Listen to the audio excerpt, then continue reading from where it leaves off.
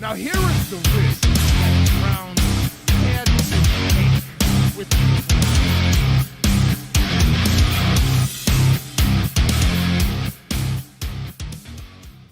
I love you, Cleveland.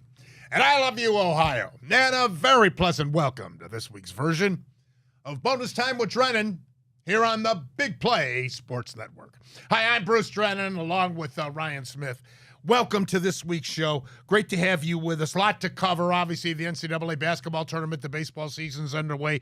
Cavaliers closing down the regular season before the quest for the second NBA championship here in Cleveland, post-LeBron era. And Ryan, how you doing? I'm doing very well, Bruce. How are you on this wonderful Wednesday? I got a bug. I got a chest thing here if my voice is off a little bit, and I've been coughing a lot, so don't get too close. I went to Cleveland Clinic just to get checked. They gave me some medication, but, it's got to, take its time and get out of your system, I guess. But in the meantime, we have plenty to cover, and little did I realize that when I sprung this Dak Prescott info that I got last week, that it would go national like it did. I want to devote the first segment to this. This was a reliable source. I didn't make this up. Quite honestly, I'm not that creative. Now, I have been on radio and television for 54 years. I'm going to be 75 years old on May 1st. I play golf 4 or 5 days a week. I have a spectacular wife. Knock on wood, we're healthy. We winter in Florida for 3 months. I'm able to do this show down here in Florida if you monitor us on a weekly basis. And quite honestly, I am very happy doing this show once a week. It certainly satisfies my ego, keeps me relative and relevant and active. And I thank God I'm mentally cognitive, unlike, I won't say it,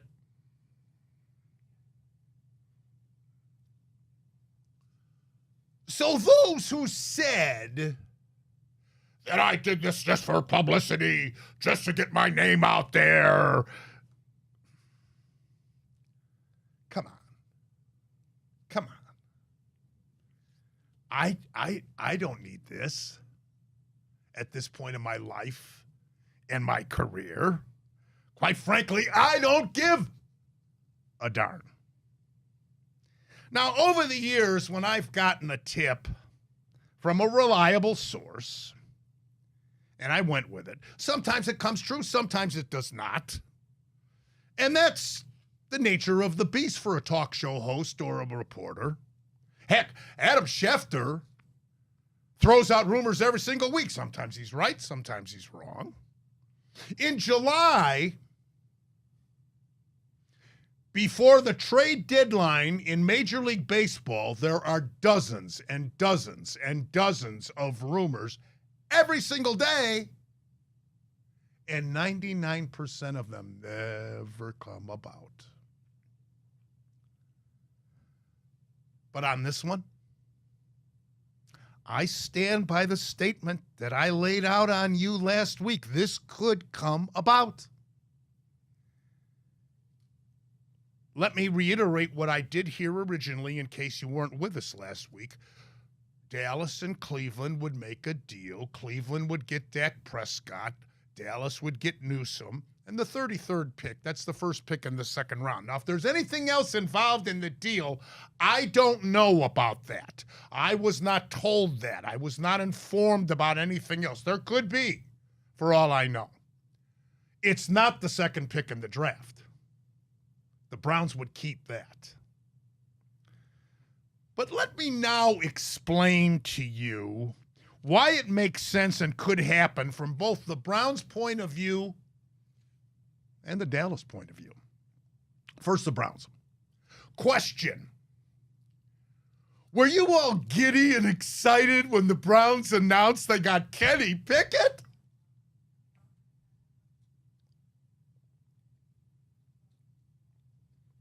Are you kidding me? This guy couldn't even make it as a backup with Pittsburgh. Owner Jimmy Haslam at the owners' meetings in Florida this past weekend admitted that he made a mistake with that big Deshaun Watson trade, paying him that ungodly sum of money. But in Haslam's defense, you'll recall I supported the trade when it was made because I was not a believer in Baker Mayfield leading us to the championship. I'm not a believer that he still is a championship quarterback despite his success in Tampa Bay. There's a difference between a quarterback who can lead you into the playoffs and a championship quarterback. There's a difference. And you'll recall that I said, despite supporting that trade, if it fails, it'll set the franchise back at least 5 years. So Haslam must do something. Something to ignite the fan base. Now, as you know, Myles Garrett just signed a whopper contract extension. You'll recall, leading up to the announcement, it was reported that Haslam wouldn't even meet with him. And Garrett, then all of a sudden, it was announced. But Garrett was up and down Media Row at the Super Bowl, volunteering himself to be interviewed for anybody to interview him, proclaiming he wanted out of Cleveland so he could play for a legitimate Super Bowl contender, which I don't blame him. And I mean a legitimate Super Bowl contender, not a pretender like the Browns were a couple of years ago with Flacco. So why would he then be willing to re-up with the Browns, knowing they can't even come close with Kenny Pickett? Come on. Yeah, I know the money. But I'm going to get to the money in a little while here. I don't think the money argument will fly because he could have gotten the same amount of money from Washington or Philly, no? And those were the two biggest suitors for him. My source claims that the Browns told Garrett, "We're working on getting you Dak Prescott from the Dallas Cowboys." And Garrett got all excited and said, "Where do I sign?" Now, Cleveland fans, you know and I know if Prescott does come here, it doesn't guarantee anything in this division with Jackson and Burrow and whoever Pittsburgh throws out there at quarterback. But it does make the Browns competitive. So that brings me to Prescott and the Dallas point of view. Let's start with Prescott's no-trade clause. Why would he want to come to Cleveland? You should see the weather here today, you Dallas fans. Horrible. It's supposed to, next Tuesday's opening day for the Guardians. It's supposed to snow. Why would he come here? Remember, the Browns still own the second pick in the draft. And it's a no-brainer, in my opinion, if they can pull this off. They say, we're going to take the best available athlete in the draft. Who's that? It's Travis Hunter. And the Browns could use Hunter. Yeah, they'll use him as a defensive back like he was at the Combine. But they could use him at wide receiver, too. Certainly for the first 2 or 3 years, just like Deion Sanders did in his career. Then Prescott would have Hunter, Judy, who's a real good wideout, the other pass catchers the Browns have. They could probably draft one in the lower rounds. You know how wide receivers go. And the Browns have one of the best receiving tight ends in the business in Njoku. So Prescott would have plenty of weapons. Also, why would Prescott want to stay in Dallas? He's already got his money, but the knowledge of Dallas, at the very least, listening and considering a trade of him can't make him a happy camper. And how motivated could he then be to have a fabulous year now that he's got all that money? Cowboy fans, what the heck has Prescott accomplished for you?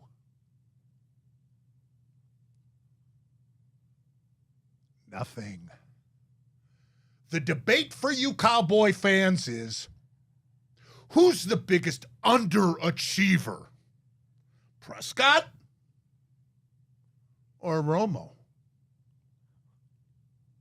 And don't tell me that both of these guys have not been surrounded by sufficient talent to get you to the promised land again.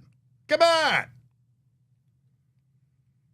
The last time the Dallas Cowboys were in the Super Bowl was 1996. That was the 95 season.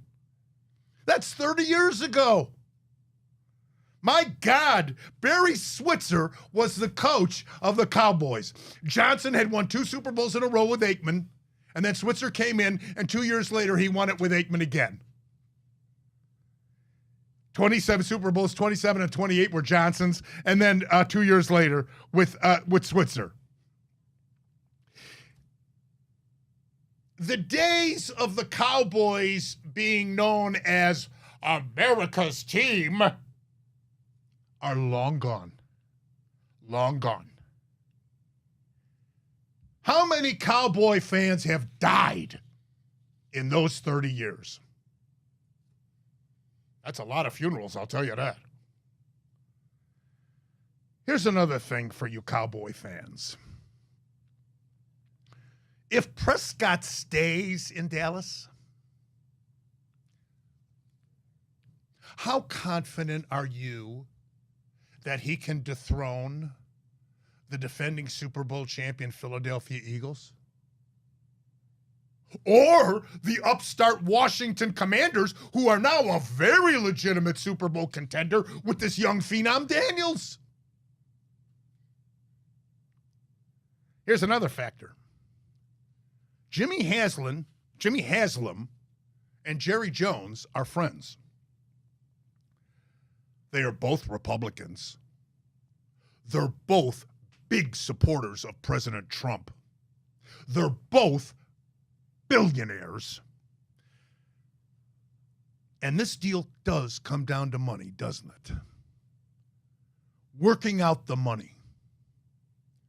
Now, don't tell me that these two mega billionaires can't figure out a way to make this work. The only question would be, what does Dallas do at quarterback? You Cowboy fans would know better than me. Maybe it's Sanders. Maybe they can make another deal to get Sanders. I know that Jones would love to have Sanders, especially with Dion being a former Cowboy. One last thing. You know that Haslam and Jones talked at the owners' meetings this last week in Florida. Don't be surprised that between now and the NFL draft, a Jerry Jones sighting does not take place here in Cleveland, or a Jimmy Haslam sighting does not take place in Dallas. Then again, they could meet elsewhere or just talk on the phone. But I'm telling you, this could happen. Ryan. A lot to unpack there, Bruce. I guess I'll start here talking about publicity. Yes, obviously that's nothing. People are just absurd. They think what they want. If I had half the career you did, I would be more than happy. I could use the publicity. But to go back to Travis Hunter, Andrew Berry did say at the Combine he views him primarily as a wide receiver. And being able to pair him with Jerry Jeudy, and you got a guy like Dak in here, it's hard to expect what you get in the AFC North, but you talk about the roster currently is constructed, you add those two pieces, you are talking about a competitive football team, and Kevin Stefanski right now needs a competitive football team. I understand he probably got a little bit of slack taken off by Jimmy Haslam coming out with the big swing and miss comments on Deshaun Watson, but you very rarely survive a league in the NFL keeping your job if you go back-to-back winning 3 games this season. I don't care how much trust the owner has in you, it just doesn't happen. I also feel, there's no guarantee, even if this does come about, the Browns would be better than winning 3 games. But it's next year, Manning's kid is going to be available to the draft out of Texas. And the relationship between Peyton and Haslam is like this. Peyton went to Tennessee. Haslam's a big Tennessee guy. For God's sakes, Haslam's brother used to be the governor of the state of Tennessee.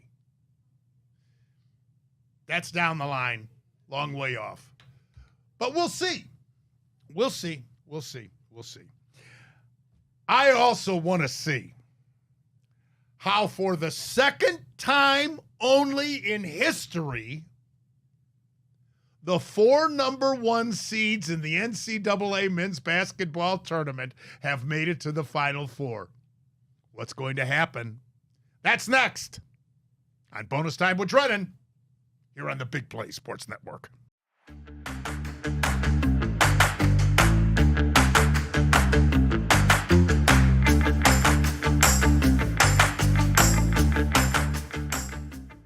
I love you, Menor Nissan. Hi, Bruce Drennan here from my good friends at Menor Nissan. Ray Sminchak, the whole staff. As you know, I've been doing a lot of our shows down in Florida, just returned. Great to be back on the home confines of our beautiful studios here at Burke Lakefront Airport for Big Play. But I got to tell you, I drove my Nissan Rogue from Menor Nissan down to Florida, had the rack up on top with extra luggage. It was absolutely the most splendid, beautiful ride. Just as smooth as could be. My wife also drives a Rogue. We rotated driving down there and back, but I just can't recommend it any more so to you. Get on out there, test drive a Rogue or a Murano or any of the other great products that they have out there at Menor Nissan. Don't forget, they're now in partnership with Infinity of Akron and Infinity of Beechwood. Check those great vehicles out as well. Service department is absolutely fantastic. Went back to the dealership to get maintenance after that long drive down there and back. And give them a call. Set up an appointment. Of course, check out their website at MenorNissan.com. That's MenorNissan.com. I love you, Menor Nissan. I'll be perfectly honest with you. My enthusiasm for the regular season of NCAA college basketball has diminished tremendously. And the reason, as I've said to you many times over the years, is because of these postseason conference tournaments, which take away the importance of your round robin, play everybody in your conference twice during the regular season, and the old conference championship. Now you've got these postseason. It means nothing now that you've got these postseason tournaments. But I must say, my enthusiasm and excitement for the NCAA tournament, the field of 64, and when we get it down to 64 after the play-ins, has not diminished at all. If anything, it's at its highest peak. I am so into the tournament, Ryan, and isn't it unique that this is the second time that the four number one seeds have made it since 1985, when we expanded to 64 teams. The last and only time that all 4 number 1 seeds reached the Final Four. That was Kansas, Memphis, North Carolina, and UCLA. Kansas defeated North Carolina in the semis 84-66. Memphis defeated UCLA 78-63. And then Kansas defeated Memphis 75-68 in a great championship that went into overtime. Calipari, now at Arkansas, in between at Kentucky, was the coach of Memphis. Derrick Rose was on that team. And Kansas with Bill Self. So that was the last time. 3 number 1 seeds have reached the Final Four just 5 times. Only 3 times has the Final Four not had a number 1 seed. And 9 times has the NCAA championship been played between 2 number 1 seeds. So this year will definitely be the 10th. I got to tell you, Duke.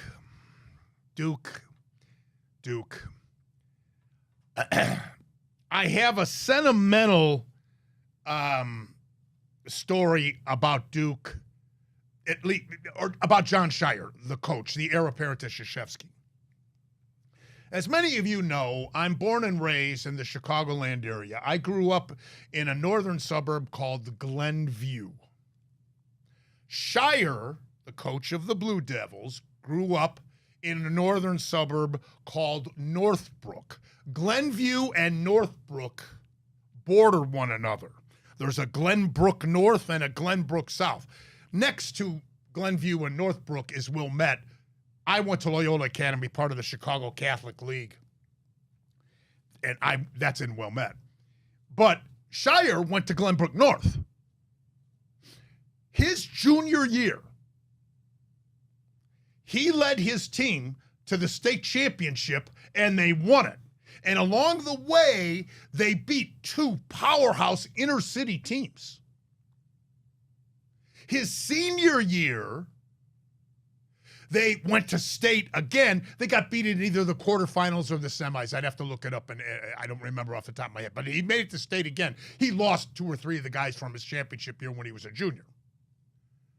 His coach at Glenbrook North was the brother of Bruce Weber, who at the time was the head coach at the University of Illinois.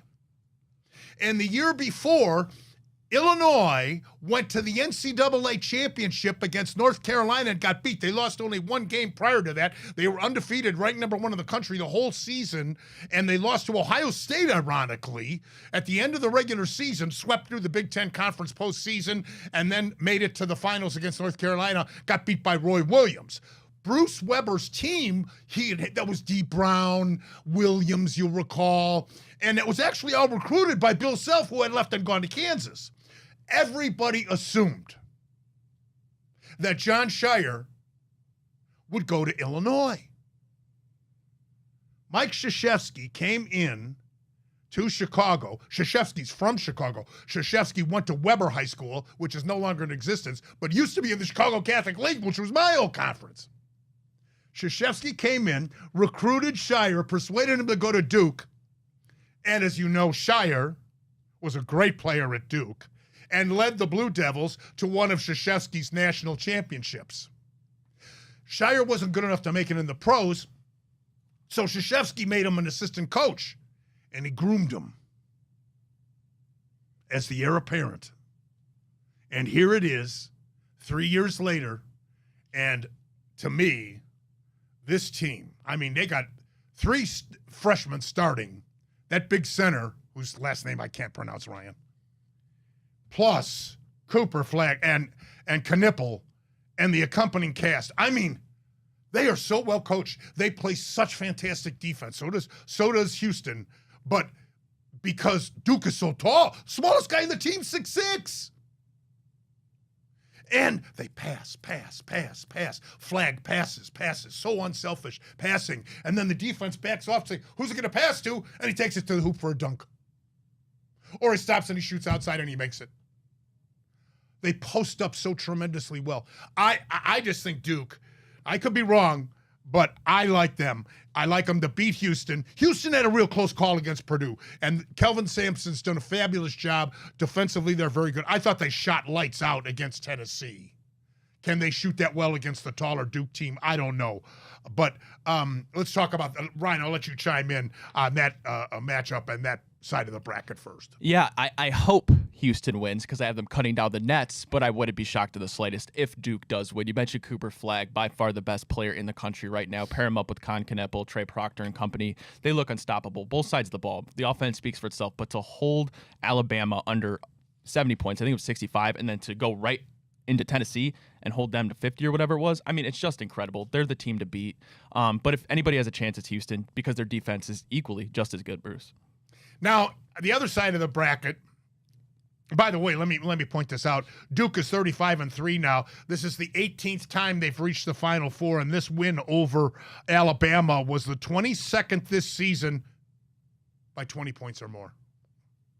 Houston, 34-4. No team has won more NCAA tournament games over the last 5 years than Houston, total of 15. All right, let's go to the other side where Auburn will play Florida. I like the Florida team a lot. They were actually very lucky to beat the defending national champions the last 2 years, UConn, because they missed so many free throws. And they're a pretty good free throw shooting team, but in that game, for whatever reason, there was a lid on the hoop, and they just couldn't sink free throws. So they were lucky, and they almost gave, as great as Clayton is a fantastic player. If he goes up against Duke, I don't know if he can get a shot off. I tend to favor Florida in this game. They beat Auburn during the regular season, but Auburn's got this broom. I don't know. This is a real toss-up right down to the wire. Don't you think, Ryan? Yeah, I like Auburn in this, but I wouldn't be shocked if Florida comes out shooting lights out. I thought they were going to lose to Texas Tech. I don't know how the hell they came back and beat them. But it's Janiah Broome, the SEC Player of the Year. Walter Clayton is a hell of a player himself. He's their leading scorer. I guess I'll trust Bruce Pearl and an older Auburn squad who's been in this spot multiple times over Florida, who hasn't really been to this spot in quite a while. Right. But like you said, this is going to be a close contest. Right. Florida 34-4. First SEC versus SEC matchup in the history of the Final Four. And Auburn 32-5 with Bruce Pearl. My choice is Duke. We shall see. All right, we're going to shift gears when we come back, talk about the Cavs. We got some baseball for you with the Guardians season underway. That's next. Bonus time with Drennan on Big Play.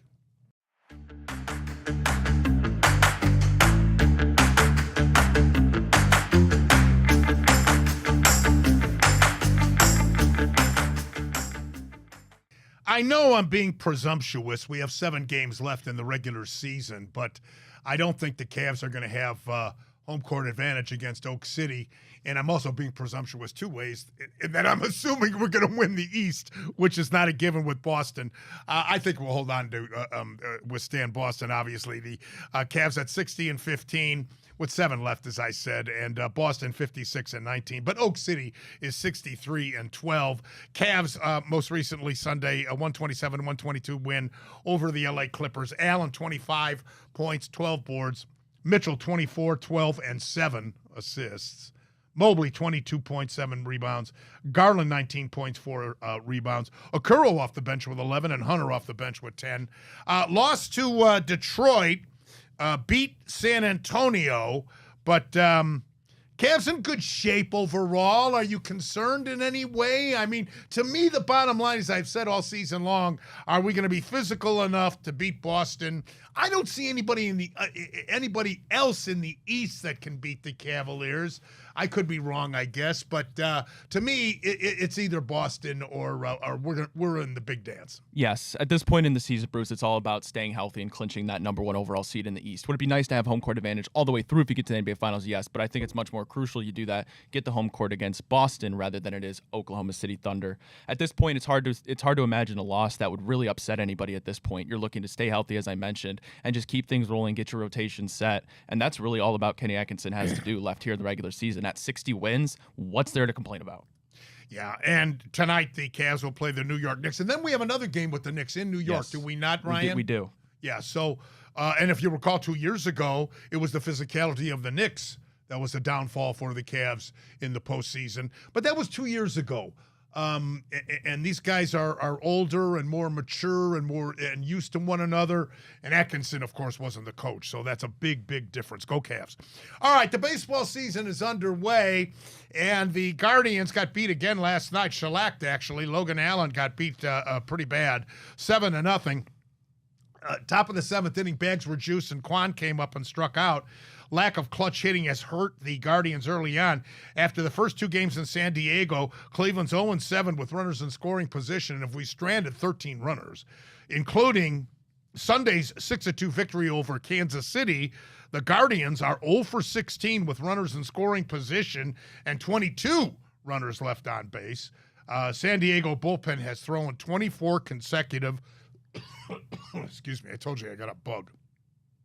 24 consecutive shutout innings, And so, it is what it is. We're 2-3. It's extremely early.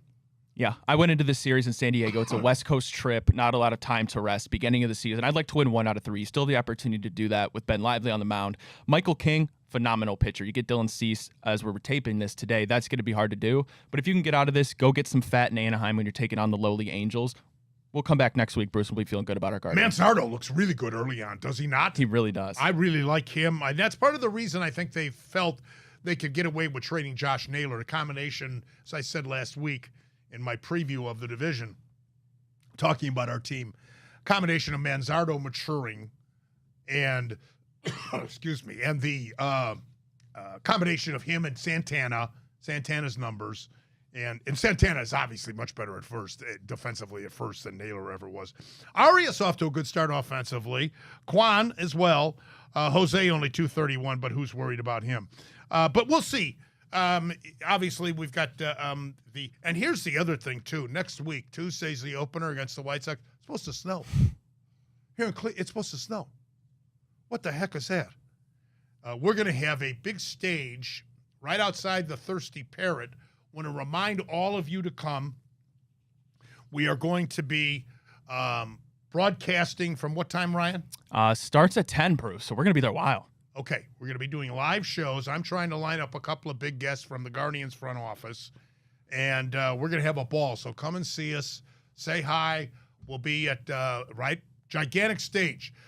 Matt Collig of Collig Companies is providing that stage for us. Like he had at his golf outing, his golf tournament for the pros, the seniors last year. I'll talk about that in a minute, too. But come and see us. We'll be there for the opening ceremonies right outside Thirsty Parrot. That's outside center field. And we have a big stage. All the shows will be conducted. Carlos Baerga will be there. Ryan and Nick Padone, myself. Matt Fontana's going to be there. Who else is going to be there? Josh and Maria will be there as well. The whole Big Play gang. Yeah. So come and see us by all means. As far as the start to the season, I mentioned, we're 2-3. White Sox are in first place at 3-2 in our division. Detroit 2-3, Kansas City 2-3, and Minnesota 1-4. I have to address this. Should the torpedo bats be banned from baseball? I don't. What is with them? They're supposedly legal. I don't know, but boy, the Yankees hitting home. I told you, I thought the Yankees are going to be a better team this year. Now their pitching is still questionable, especially losing Cole. But wow, how about the homers they're hitting, Ryan? Yeah, they're legal. I looked at the rule book, the width, the length, the girth. It's all legal. Aaron Judge hitting home runs, okay. Cody Bellinger hitting home runs, understandable. But Anthony Volpe having 3 home runs already, I don't know. Something's up. They've got after nasty Nestor Cortez. Obviously, it was a revenge game for them in a way. Something's up with the torpedo bats because Ellie De La Cruz is using it. He just went yard and had one of the best games of his career against the Texas Rangers, Bruce. I don't know. We'll see what happens with these bats. Yeah, it's so early. Tito with Cincinnati's 2-3. The LA Angels in the American League West are 4-1 and they're in first place. It's so ridiculously early. How about Atlanta 0-6? What's with that? And no surprise, the Dodgers are 7-0, getting off to that 2-0 start out in Japan, in Tokyo. San Diego 6-0. And again, they've got a good team. They've got a very good team. Excuse me. All right, when we come back, a preview of next week's show. We've got the Ask Bruce segment coming up. Plenty more to come. Bonus time with Drennan here on Big Play.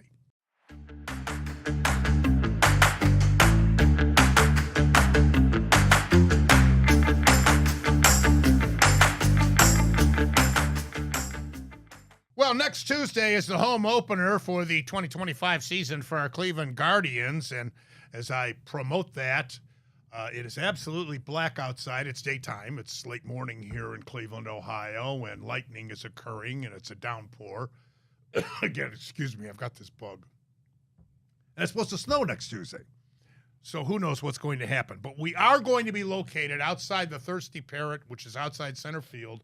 Come and see us. Collig Companies Championship is Matt Collig is a great guy. We were very proud and honored at the Big Play Sports Network to be named again the media sponsor for his upcoming event this summer, which will be taking place on June 18th through the 22nd at Firestone South. All the top seniors in the world will be there. Join us at the Colleague Infinity Zone. Happy hour, drink specials, food trucks, cigar lounge, hands-on interactive fan experience. On June 20th, entertainment provided by Folds of Honor with a special military appreciation concert and performance by the country artist Connor Smith and the Shootouts. Visit collegechampionship.com for tickets. Also, next week, Mike Yeager, golf professional, Columbia Hills Country Club, will ride along, will be joining us to preview the Masters. And then in 3 weeks, we will have the show right before the draft, the NFL draft. Don't miss that one. We'll be previewing the draft. Again, excuse me. And then the following week, the last Wednesday in April, we'll preview the Kentucky Derby with Ken Miles, one of the owners here of Big Play Sports Network, who had Seize the Gray last year. He's a racehorse owner. Seize the Gray won the Preakness. So I think you'll find that very interesting. I'll be interviewing Ken, give you the inside track on horse racing. All right, Ask Bruce segment. That's next on Bonus Time with Drennan, Big Play.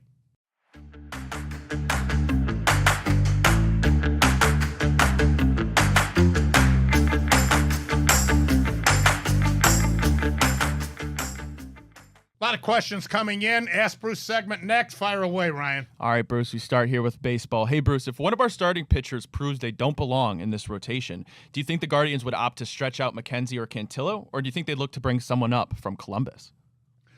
I think you've got to go with McKenzie. He's out of options. So I think Tristan, it's do or die for him. Let's face it. He was put in the bullpen, and hopefully he can accept that role.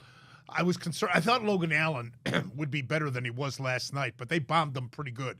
So I would say before they dip down into the pen or into the minors, they would go with McKenzie. Alrighty, hey Bruce, if Kyle Manzardo proves he can handle left-handed pitching pretty consistently, do you think the Guardians would possibly consider trading newly acquired old friend Carlos Santana? No, gosh, no. But Santana is so good defensively. You know what you're going to get from him. Good on-base percentage. And his numbers, he's going to hit like 250. He's going to have, in the teens, maybe he'll reach 20 homers. Even if he doesn't, he'll be 60-some RBIs with a ton of walks. No way. Again, combination of him, Manzardo, hopefully Nolan Jones and Noel will be able to contribute. They'll certainly make up, I think, hopefully, optimistically thinking, for Naylor being gone. Alrighty, hey Bruce. How concerned are you with Emmanuel Clase? I know it's early, but it's been quite a while since he's had a true clean inning. I've heard people being concerned. They've commented to me off the air on the golf course, et cetera, about Clase in the way he finished up the season last year. What, you think he's burned out? I guess we'll find out very shortly, but I'm not concerned yet. Let's take a break. We'll be right back with the final segment of Ask Bruce when we return.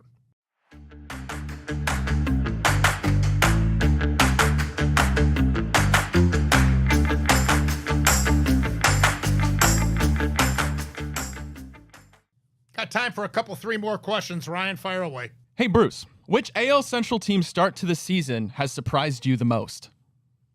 None of them. Well, I guess the White Sox, but that's nothing after 5 games. Give me a break. But nothing so far. I think there's a lot of pressure on Minnesota, obviously, because they're getting older. They're very injury prone. We shall see about them. Their pitching is questionable, in my opinion. Obviously, it was Detroit and Kansas City that made the playoffs along with us as divisional champions a year ago. Alrighty. Hey, Bruce, we'll flip it over to the Browns now. Do you think Dak Prescott would be an upgrade from any quarterback the Browns have had since 1999?